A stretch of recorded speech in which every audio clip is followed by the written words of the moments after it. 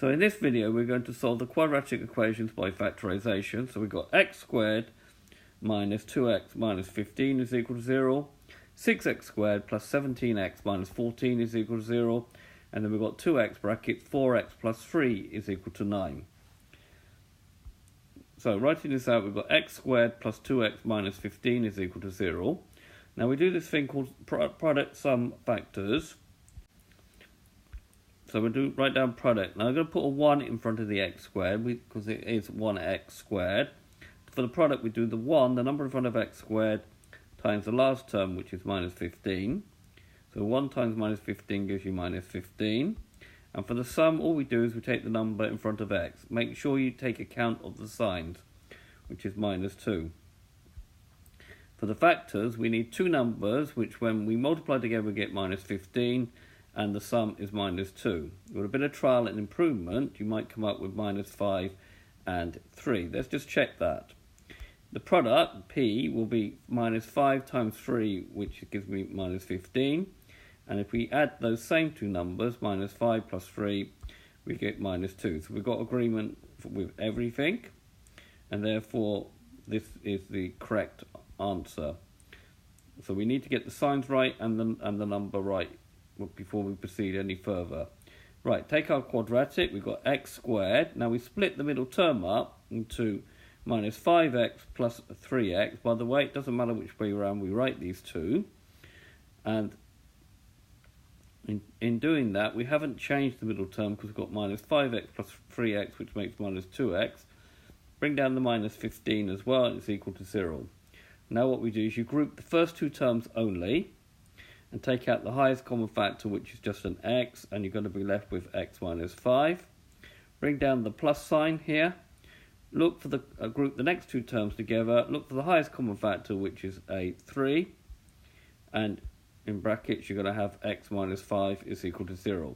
Now if you do this process correctly, here and here you will have the same thing every time.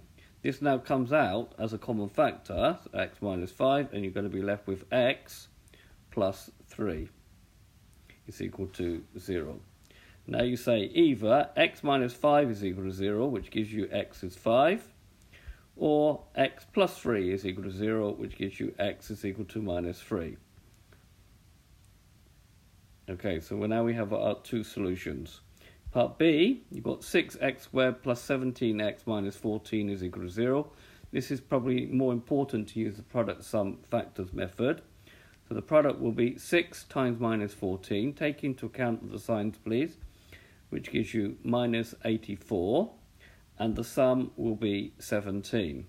We want two numbers which when you multiply together you get minus 84. And you add the same two numbers, you get 17. With a bit of trial and improvement, you might come up with minus 4 and 21. Just check that. The product is minus 4 times 21, which gives me minus 84. That's okay, it's correct. And then if we add the same two numbers, minus 4 plus 21 gives me 17. Right, so now we take our quadratics. We write down 6x squared. And we split the middle term up into minus 4x plus 21x. We haven't changed the meaning of it. Minus 14 is equal to 0. Grouping the first two terms together, taking out the highest common factor, which is 2x, brackets, and we have 3x minus 2. Bring down the plus sign, which is plus, and then look for the common factor here, which is 7. And then we're going to have 3x minus 2 is equal to 0. Right, we now, like I said, we always get the same thing here. That now comes out as a common factor, so we get 3x minus 2, brackets 2x plus 7 is equal to 0. So either 3x minus 2 is equal to 0, which gives 3x is equal to 2, x is equal to 2 over 3, or 2x plus 7 is equal to 0, which gives 2x is equal to minus 7, and therefore x is equal to minus 7 over 2. It's okay to leave them as fractions and improper as well. Okay, in the third case, we've got 2x times 4x plus 3 is equal to 0.